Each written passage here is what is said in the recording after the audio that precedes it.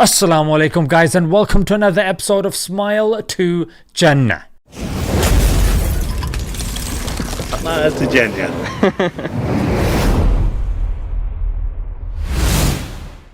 In India, more specifically in a place called Kerala, there is an individual, a filmmaker called Ali Akbar, Already, who claims to have left Islam. He's had enough, mate. And listen to this, because it's very important, mate. All of you guys, like, which theological or which discussion? Was it the contingency argument? Was it the ontological or was it the cosmological argument? Was it the design argument? Which one was it, mate? What could it be? You're overthinking it. It was none of them. He did it because trolls were posting smiling emojis.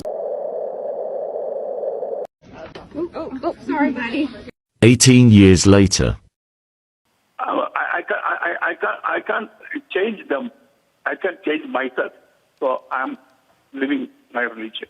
Yeah, you had me smiling emojis after the death of India's Chief of Defence Staff. Let's hear from this individual. But in my religion, I can only love my beliefs, my God, my heaven, and my 72 Houris. I love my country.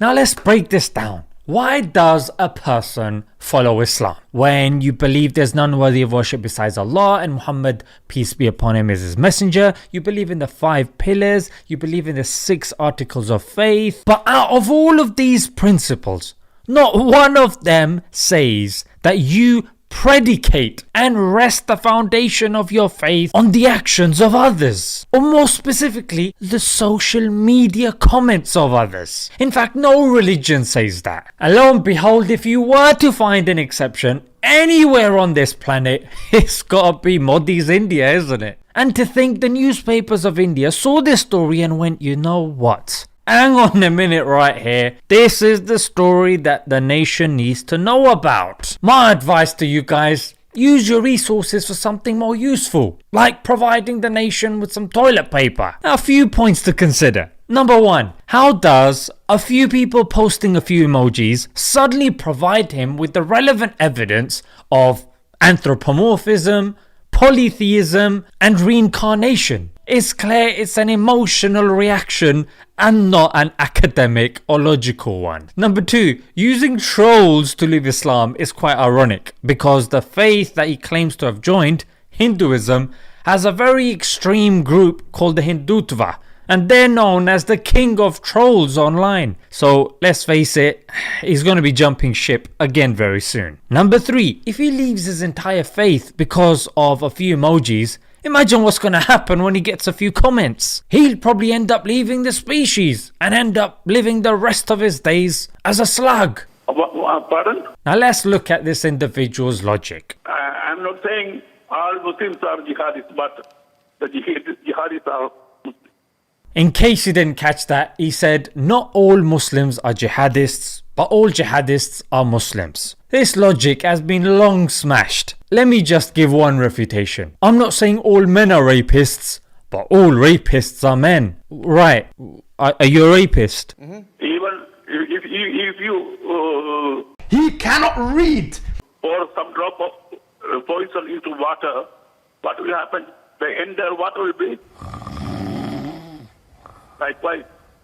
Again, another warped analogy. If you follow this analogy, you won't be able to live in any country on this planet because statistically we know every country has criminals. And this guy apparently has been spewing nonsense for time immemorial, to be honest. I think he was trying to join the BJP and then ended up leaving them. So when he admits that he's blocked on Facebook blocked me.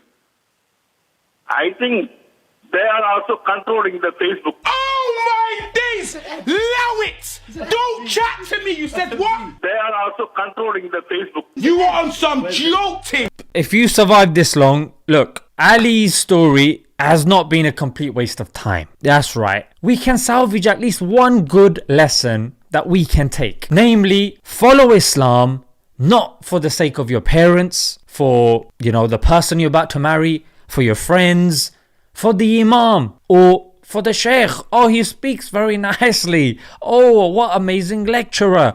Or even for specific arguments.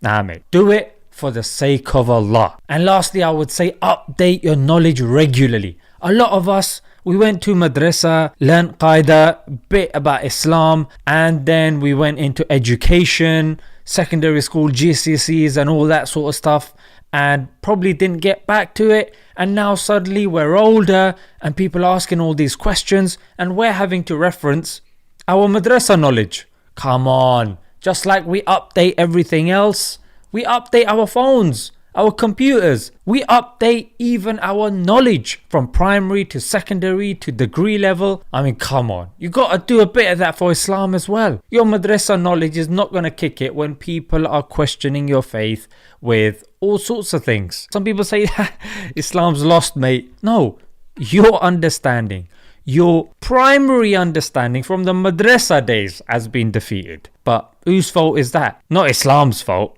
And inshallah, God willing, you develop some sense. At the moment, it doesn't seem likely, but when the time's right, and you guys, the Muslims online, let's behave ourselves, yeah? Let's relax. If we're claiming to have the truth, let's act like it. Let's leave it there until next time. Assalamu alaikum.